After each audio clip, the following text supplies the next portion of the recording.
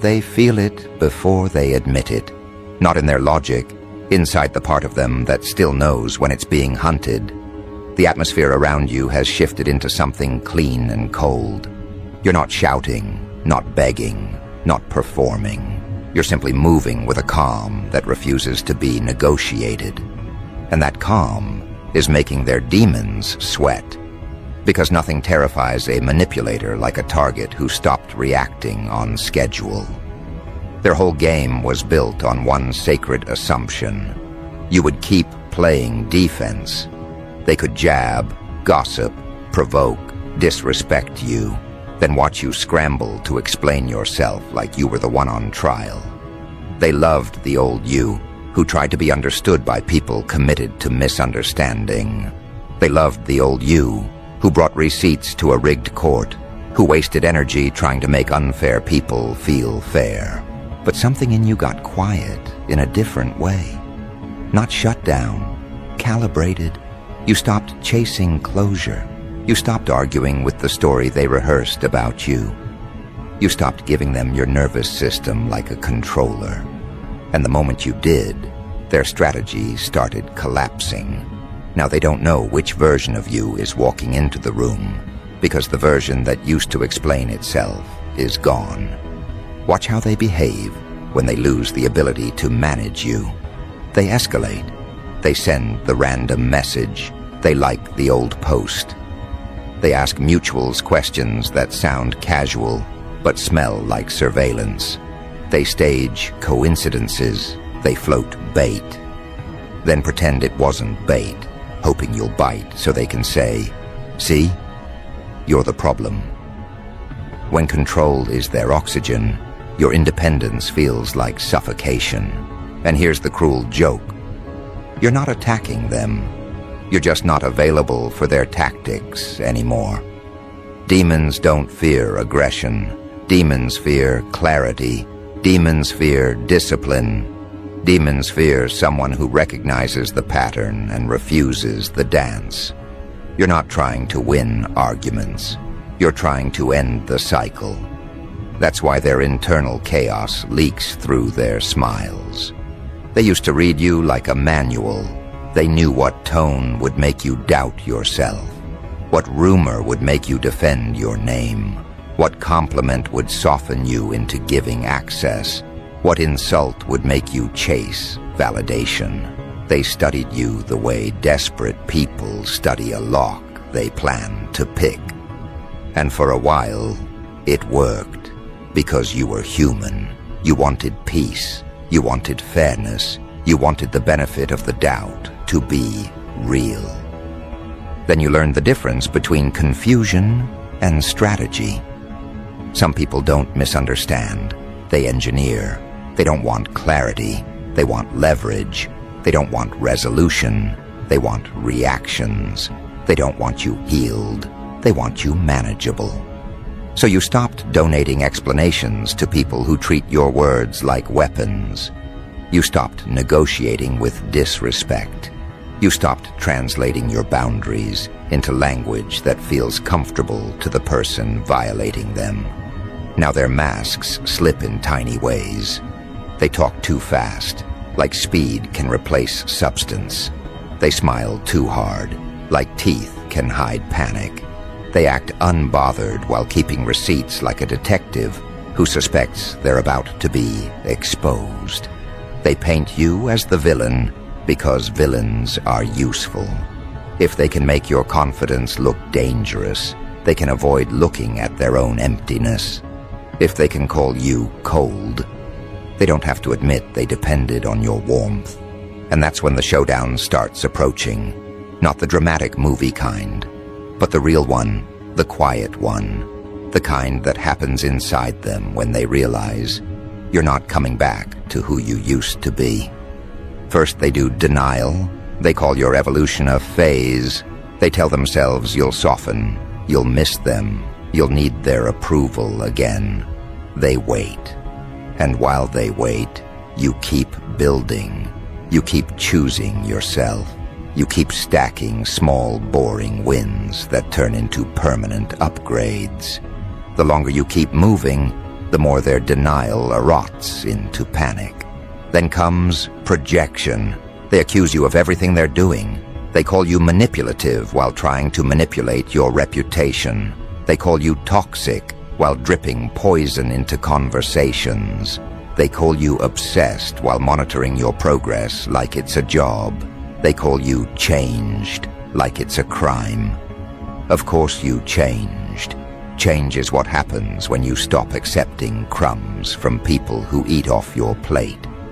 When the old buttons don't work, they go for the last desperate move. They try to rewrite your identity. They bring up your past, your old reactions, your worst moments, the version of you that existed before you learned restraint. They freeze you in an old snapshot and point at it like evidence. Because if they can keep you stuck in that picture, they can pretend they're still ahead of you. But you're not arguing with their story. You're outgrowing it. You're becoming too consistent to smear, too disciplined to bait, too focused to chase approval. Your silence isn't weakness, it's strategy. Your distance isn't pettiness, it's self-respect. And your calm is the most brutal thing you can do to a person who survives on your chaos. Calm is evidence. Calm is a verdict. Calm says, without words, you do not matter enough to disturb my peace. That sentence lands inside them like a brick, so their demons start sweating psychologically. Insecurity starts pacing.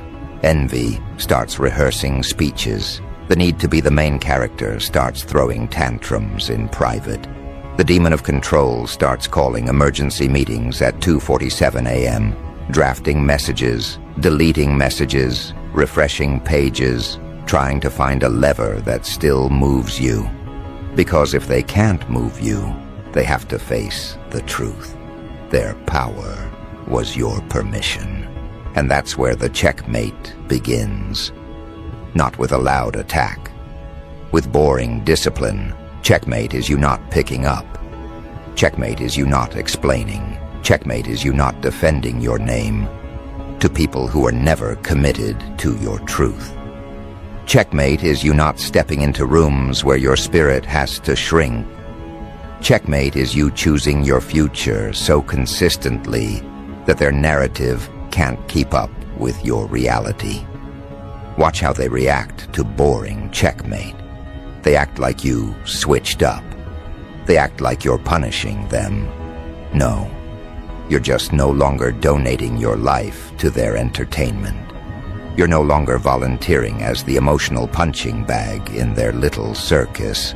They feel the unavoidable showdown approaching because the only thing left for them is truth. They can't distract you. They can't confuse you. They can't guilt you back into your old role. They can't charm you into shrinking. So what's left? Accountability. And accountability is the opponent their demons never trained for. That's why the energy around you gets strange. You see micro-reactions, the way they scan your face to check if they still have access, the way compliments start sounding like negotiation, the way "I'm proud of you" starts sounding like "please don't leave me behind," the way their jokes get sharper when you're winning, because sarcasm is the only blade weak hands can hold. And you don't have to do anything. You keep being consistent. That's your new threat. Not rage, not revenge, consistency. Because consistency exposes people who rely on your inconsistency to survive. They try sympathy as a last angle. Suddenly they're tired. Suddenly they're going through so much. Suddenly they didn't mean it. Suddenly they need grace. Not because they're changing, but because you're leaving. They don't want forgiveness. They want access. And when you don't give it, they call you heartless. Let them. Heartless is what controlling people call you when they can't reach your heart anymore. Now the real showdown isn't even with them. It's with the part of you that used to crave closure. The The part of you that wanted the perfect conversation where they finally understand. That part will try to drag you back into the ring, because closure feels like justice. But justice isn't always a conversation. Sometimes justice is distance. Sometimes justice is never giving them a final scene. So you learn to live without their confession. You let them keep their story while you keep your life. You stop trying to win their understanding and start winning your days. And the darker irony is this: the more stable you become, the more unstable they get.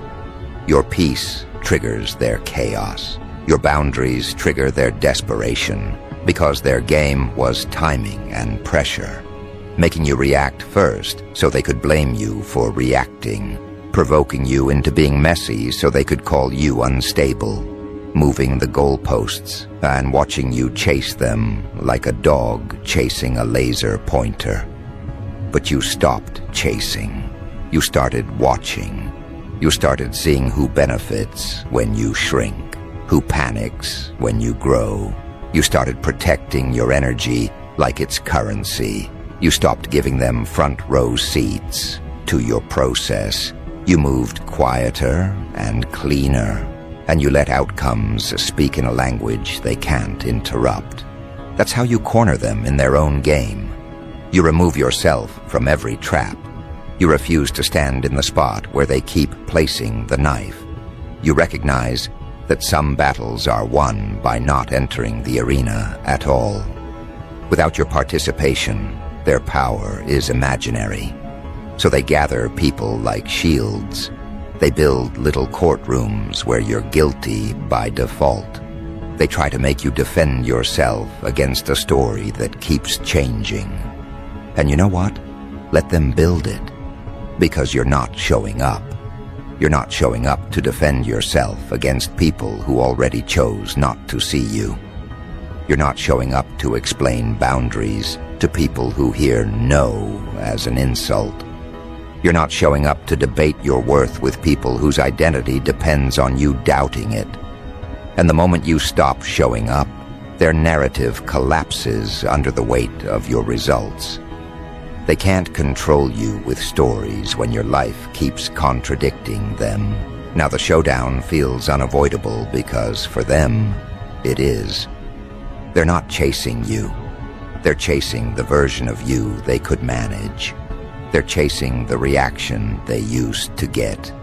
And the more they chase, the more they reveal how small the whole thing always was. This is where you become dangerous in the cleanest way. You stop treating their behavior as personal and start treating it as predictable. You stop being offended and start being strategic. You stop hoping and start choosing. And your choices tighten the checkmate.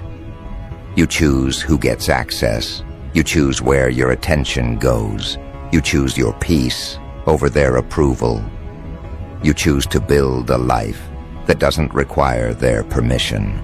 You choose to become the kind of person their demons can't manipulate, because your identity isn't for sale. So let them feel the heat. Let their demons sweat. Let them sense the board closing in, move by move, day by day, boundary by boundary. The real win isn't watching them panic. The real win is watching you become someone who doesn't need their panic to prove anything. And if you're wondering what happens next, here's what they don't anticipate. When desperate players see the end coming, they don't bow out gracefully.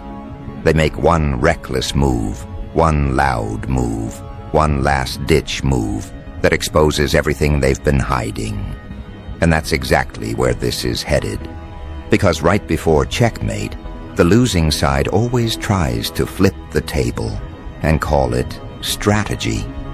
They don't accept endings. They don't respect boundaries. They don't exit with dignity. They don't say, okay, I lost. They say, let me do something so chaotic you'll forget I'm losing. And the best part? They do it on instinct. They don't even realize they're confessing. So the reckless move shows up wearing a disguise. It arrives as concern. It arrives as nostalgia. It arrives as a joke. It arrives as a "hey, stranger." It arrives as a sudden compliment from someone who used to starve you of basic respect. It arrives as a mutual friend randomly asking how you've been. It arrives as a coincidence that smells like planning. And you can feel it immediately, can't you? That tiny vibration in the air. That subtle shift where your nervous system goes, "This isn't connection, this is reconnaissance." Because when people lose control of you, they don't suddenly develop genuine curiosity. They develop a mission. Here's what they're hoping for. One emotional reaction, one messy paragraph, one defensive tone, one "why would you do that to me?" One moment where you step back onto their stage and give them something they can edit, screenshot, misquote, and perform like evidence. They don't need truth. They need content. They need a clip. They need a moment they can replay to others and say, "See, this is who they really are." But you don't give them a scene, because you finally understand the secret. The trap isn't the message. The trap is the role they're offering you inside the message. The role of the explainer, the role of the fixer, the role of the one who proves their goodness by tolerating disrespect. They want to pull you back into that costume, because in that costume, you're manageable. And that's why their demons sweat when you stay calm. Because calm means you can see the strings. So the first reckless move is usually a test. Something small, something plausibly deniable, something that gives them two exits. If you react, they say you're unstable. If you don't, they say you're cold. They call it checking in, but it's really checking if the old buttons still work. They toss a pebble at your window and listen for movement. And you, this upgraded version of you, doesn't move. You watch them try to manufacture a reaction like a desperate magician, performing the same trick to an audience that already saw The Wire.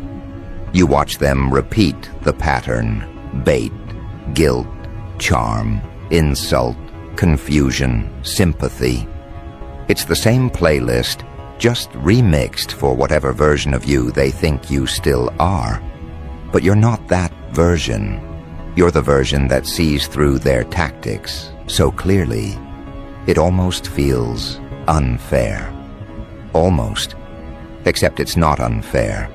It's just what happens when you stop being emotionally available to people who treat your emotions like a remote control. And now the energy changes, because when the small test fails, they escalate. They send the accidental message meant for someone else. The one that just happens to mention your name. The one that just happens to hint at drama. The one that just happens to look like a mistake but reads like a stage direction. Oops, wrong person, LOL. Yeah, totally. And I'm the CEO of Innocence. They do it because they want you to respond. They want you to ask questions. They want you to lean in. Curiosity is how they reopen the door. Confusion is how they enter. They don't need you to trust them. They just need you to engage. But you don't, because you've learned something brutal. The people who play mind games don't fear confrontation. They fear indifference. They can spin anger into a narrative. They can twist sadness into a weakness. They can weaponize your explanations. But indifference? Indifference gives them nothing to hold. So they start doing the one thing that always happens when control breaks. They recruit an audience. You'll notice it. Suddenly other people are involved. People who weren't there. People who don't have context. People who just want peace. People who don't want to pick sides, while somehow always repeating their side. They send flying monkeys with smiles and soft voices, like, "Hey, I don't know what happened, but..." but they do know what happened. They know exactly what happened. They're just being paid in attention to pretend they don't. And your old self would have explained. Your old self would have tried to clarify. Your old self would have written a dissertation titled, "Why I'm Not the Villain in Your Group Chat." Your old self would have fought for fairness in a room that profits off distortion. But your new self doesn't debate in bad faith courtrooms. You don't argue with people who get their information from someone committed to misunderstanding you. You don't perform innocence for a jury that was bribed with gossip. You don't chase approval from people who need you to be wrong so they can feel right. So you do something that feels almost illegal in today's world. You let them think what they want. You let them build theories. You let them tell stories. You let them pace. You let them spiral. And that's when the panic becomes visible. Because if you're not defending yourself, they can't read your position. If you're not responding, they can't measure your weakness. If you're not reacting, they can't time their next move. Your silence becomes a fog they can't map. That fog is terrifying to demons. Demons don't fear your anger. Demons fear your self-control. They fear the fact that you're not emotionally available for extraction. They fear the fact you're not easy anymore. So the next reckless move is the apology. Not a real apology, a performance apology.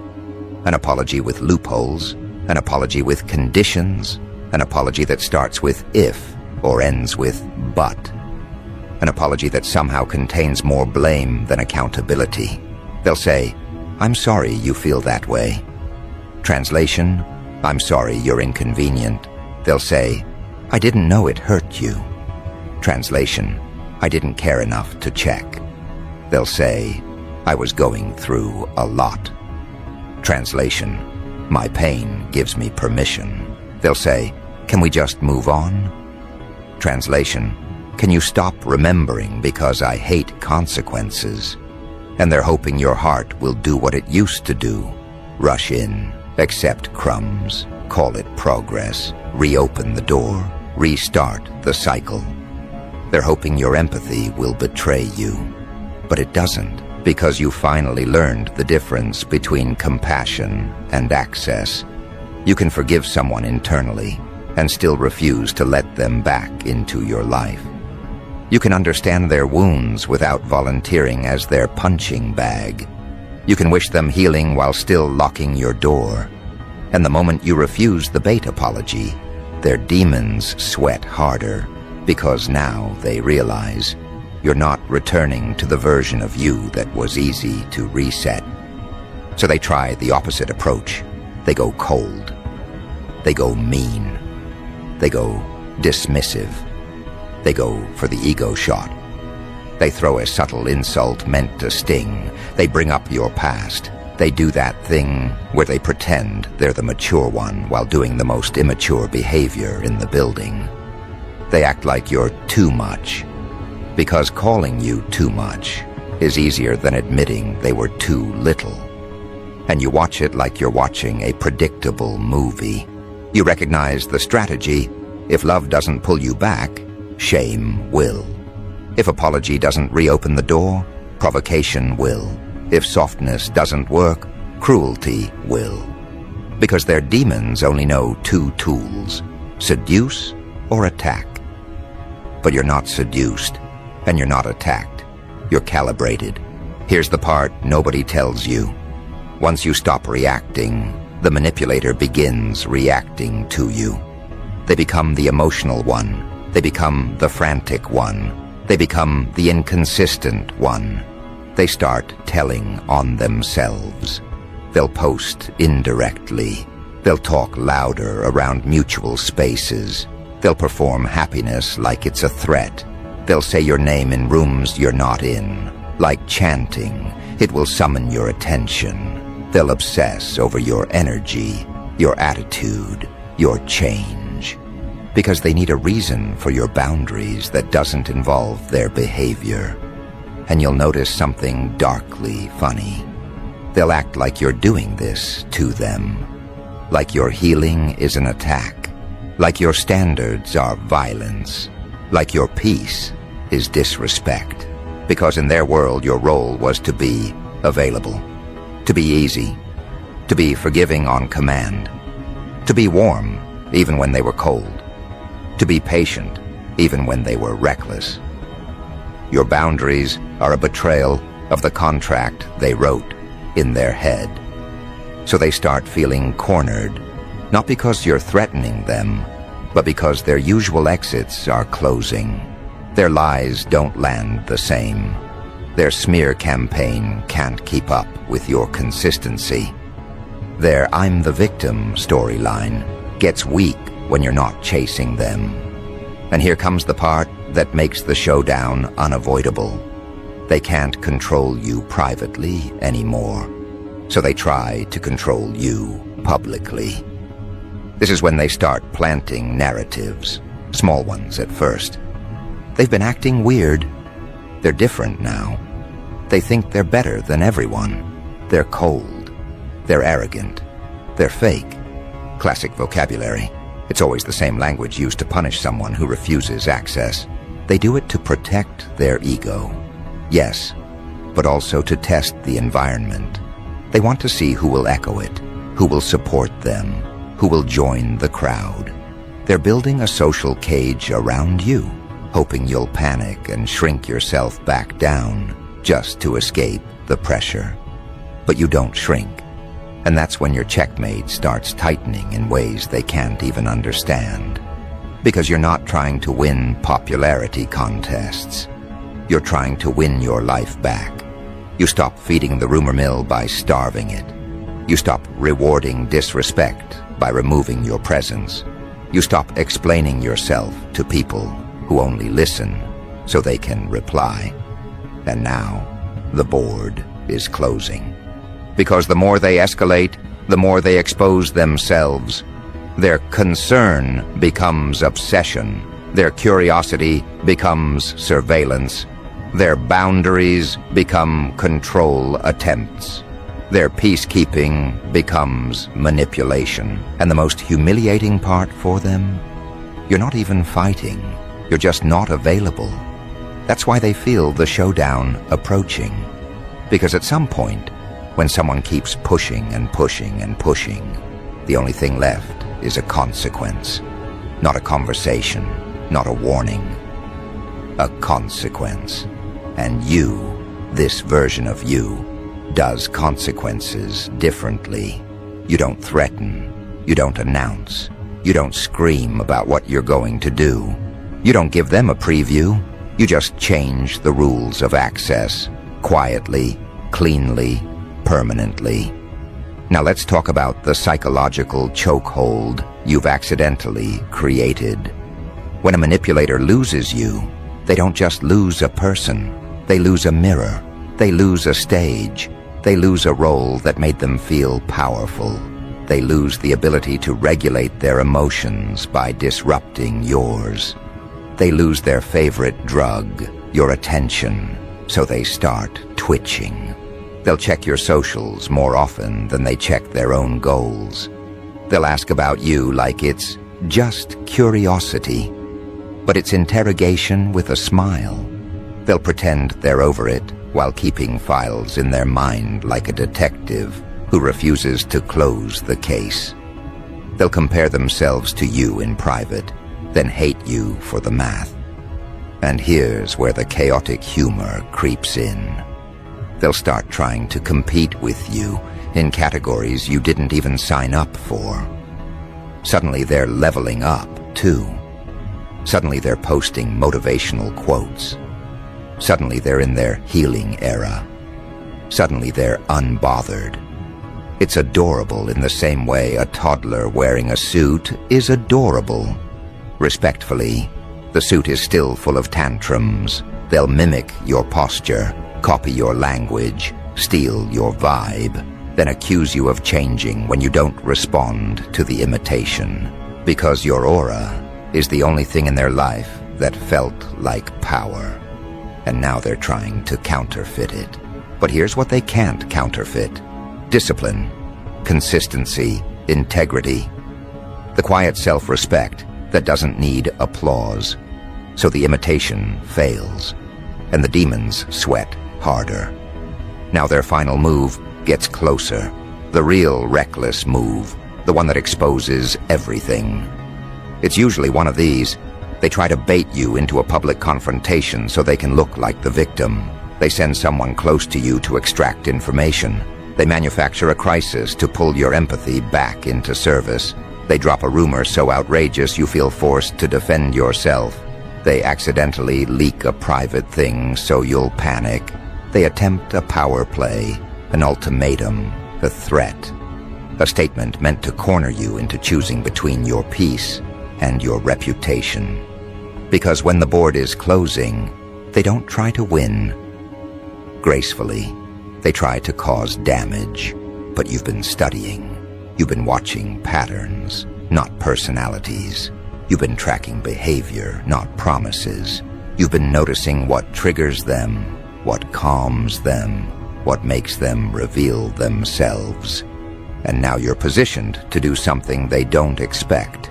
You don't fight their move directly. You redirect it into a trap of their own making. This is the part where your calm becomes surgical. You realize the highest level of power isn't yelling louder. It's making their next step cost them something. It's letting them walk into their own contradiction. It's watching them overplay their hand while you do nothing but hold your boundary. Because boundaries do something beautiful. They force the other person to show their character. If you say no and they respect it, they're safe. If you say no and they punish you, they were never safe. So you say no to the bait. No to the apology with conditions. No to the just talk request that's really let me back in. No to the triangulation. No to the flying monkeys. No to the guilt. No to the rewriting of your story. No to the forced showdown on their terms. And the second you say no, their demons start pleading. Not out loud, not in words, in behavior. They try to punish you into compliance. They try to starve you into returning. They try to shame you into being small again. They try to teach you a lesson for having self-respect. But you don't learn that lesson anymore. You learned a different one. People who love you don't need you to be smaller to feel bigger. People who respect you don't ask for access while disrespecting your boundaries. People who are healthy don't panic when you grow. So what happens as the showdown approaches? You become boringly unstoppable. You stop checking for their reactions. You stop caring about their private opinions. You stop moving based on their mood. You stop letting their projections define your identity. And that's the quiet checkmate. You become unhookable. This is why they feel cornered in their own game. Because their game requires hooks. Their game requires you to care. Their game requires you to chase. Their game requires you to explain. Their game requires you to doubt yourself. But you've removed the hooks. So all they have left is noise, and noise doesn't work on a person who is committed to peace. Now here's where part 2 turns into a blade. You start recognizing that the showdown isn't something you have to fear. It's something you can control. Because the showdown is not a screaming match. It's a moment of truth. A moment where the mask slips so hard it can't be put back on. And you can feel that moment approaching like pressure in the air. They'll do one final probe, one final accidental contact, one final attempt to make you react. And you won't react. You'll respond with structure. You'll respond with a boundary so clear it doesn't invite debate. You'll respond with distance so final it doesn't leave hope.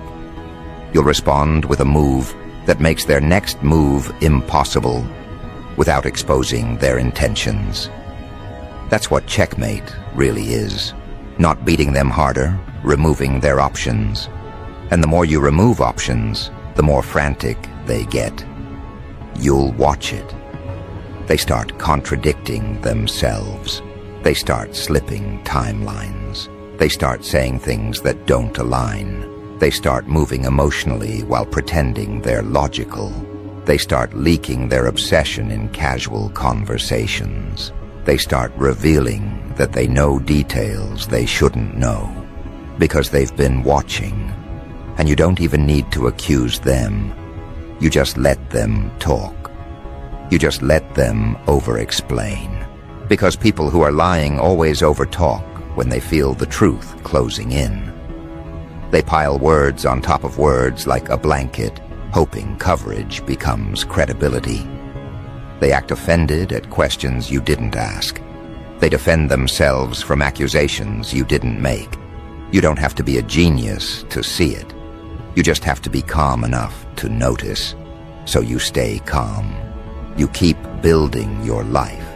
You keep moving forward without checking behind you every 2 seconds. And that's when it hits them.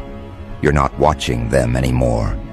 They used to feel like the observer, the judge, the one in control. Now they feel like the one being left behind, like the one being measured and found lacking. And this is where their demons sweat the hardest, right before the final move, because they feel the humiliation of powerlessness. They can't reach you. They can't read you. They can't bait you. They can't guilt you. They can't shame you. They can't charm you. So they do what cornered egos always do.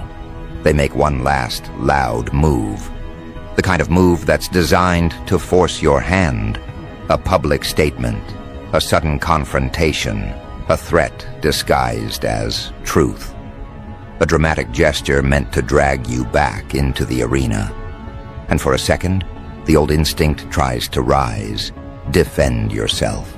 Explain. Correct the record. Prove you're not who they said you are, but you don't. Because you remember the rule. You don't wrestle in mud with people who trained for it. You make one clean move instead. Not emotional, not reactive. A move so precise it feels like you already saw it coming. You shift your position on the board in a way that turns their loud move into a spotlight on their own intentions. You let their aggression become their confession. You let their truth bomb become proof of obsession. You let their attempt to corner you become the moment they corner themselves. And that's where the showdown becomes unavoidable. Not because you're going to fight them, but because they're about to expose themselves, trying to force you to. Because here's what they still don't understand. The board has already changed. The rules aren't the same. You're not playing for validation anymore. You're playing for freedom. And when you play for freedom, you don't need to win debates. You need to remove access. You need to choose yourself. You need to keep moving. So when their final loud move comes, and it will, you'll be ready, not with rage, but with a boundary that locks like steel. You'll watch them step forward with their practiced script, expecting the old you to appear like a puppet on cue. And instead they'll meet the version of you that doesn't argue. The version of you that ends cycles. The version of you that doesn't give them a final scene. And the second they realize that, you'll see it in their eyes. The panic, the heat, the sweating demons, the internal screaming. Because the next move you make won't be a reply. It'll be a consequence, not a speech, not a paragraph, not a let me explain. Just a clean, quiet action that changes the shape of their access forever. One door you stop opening, one number you stop answering, one invitation you stop entertaining. And suddenly, their entire final move lands in an empty room, echoing back at them like a joke told to an audience that already left. That's the moment the board freezes, In their head, the showdown was supposed to be dramatic. They wanted you to flinch. They wanted the old you to show up so they could twist, edit, weaponize, and walk away smiling like they won. But you don't give them emotion. You give them absence. And absence is the one language their demons can't negotiate with. You can almost hear the gears grind inside them. Their script has no line for a person who won't argue. Their playbook has no chapter for someone who refuses to be baited. They try to escalate, but there's nowhere to climb when you're not standing on their ladder. They try to shame you, but shame can't stick to someone who stopped needing approval. They try to recruit people, but your silence makes their recruiting look like exactly what it is, a desperate search for witnesses. And here's the dark comedy. While they're scrambling to win, you're just living. While they're writing narratives, you're writing outcomes. While they're running PR, you're building peace. They're sweating over optics. You're investing in reality. They wanted a showdown like a movie. You turned it into a policy change. Because consequences aren't emotional, they're structural. You don't scream at a leaking pipe. You shut the valve. You don't debate with a fire. You remove oxygen. You don't negotiate with a pattern. You exit the loop.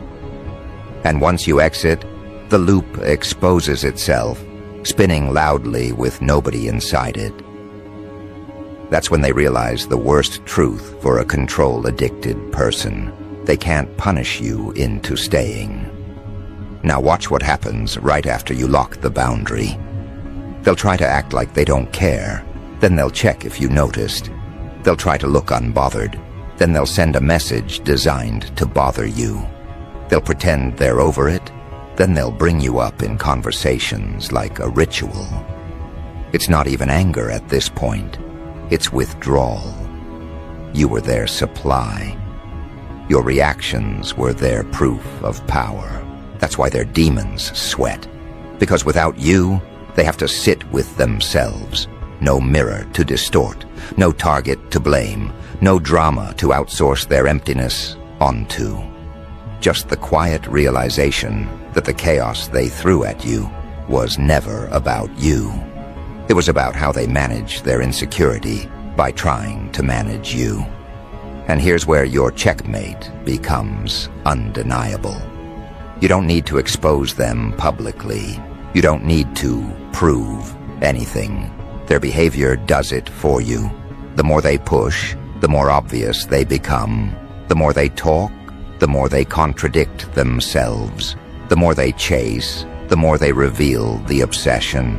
You don't have to fight their demons. You just stop feeding them. So the showdown happens, but not the way they imagined.